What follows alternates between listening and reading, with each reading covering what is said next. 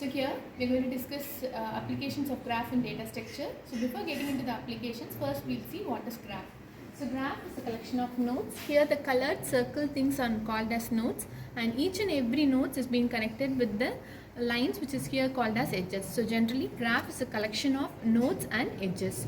So here we are going to look about the applications of stack. So we'll just take up a simple example of graph here. Here I have just given a Google map where I have a source and a destination.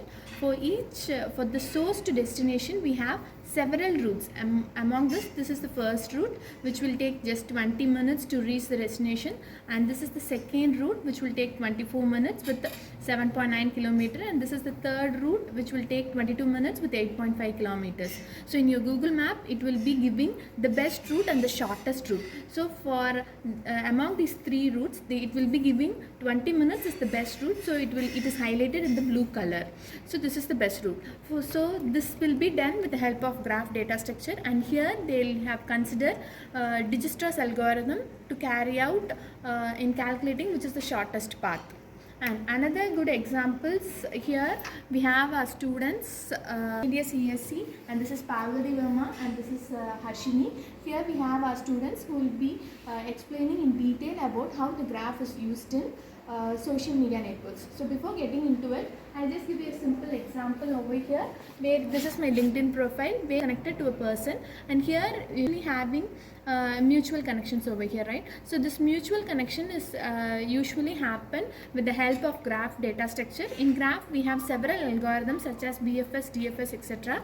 Among this, one of the algorithm is used to find the mutual connection. So for mutual connection, they will be considering one target and calculating their connections, and they will be considering, for example, this is my connection. They will be considering my connection and calculating my connections list. Among that, I have Shantanu here, and also they will be considering Sumitra ma'am's connection, and they will be listing out her connections.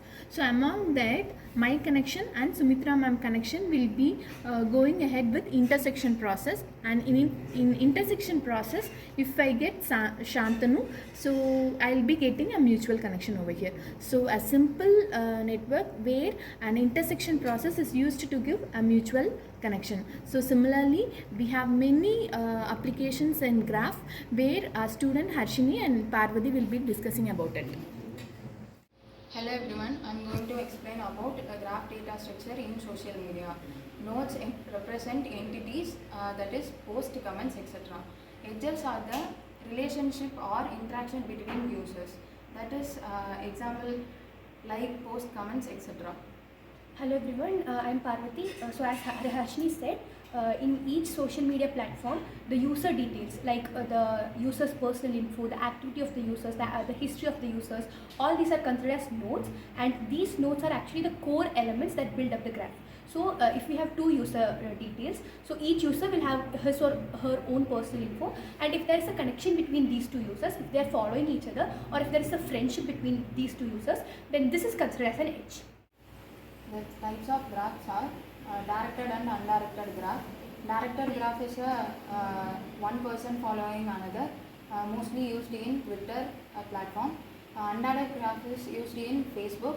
It means the mutual friendship between the connections. Okay, so as Harshini said, there are two types of graph, directed and undirected. So in case of Twitter, actually, so if a user follows another user, then the follower can see the posts of that particular user whenever he does a post or whenever he comments to another post. But this is not mutual. The other person cannot view the post of this user until and unless he follows him back. So this is what happens in Twitter. Whereas in Facebook, whenever if I'm having a friend in Facebook, and if I send him or her a friendship request, then that will always be mutual. That is, if he or she accepts that particular request, then this friendship is considered as mutual. That is, if he or she posts something on the Facebook platform, then I can view that, and if I post something on that, and he or she can view that, this friendship will always be mutual. There is no need for him to send a friend request back to me. But whereas in Twitter, this particular user can see the post of another particular user if and only if he sends a particular request and if he accepts that.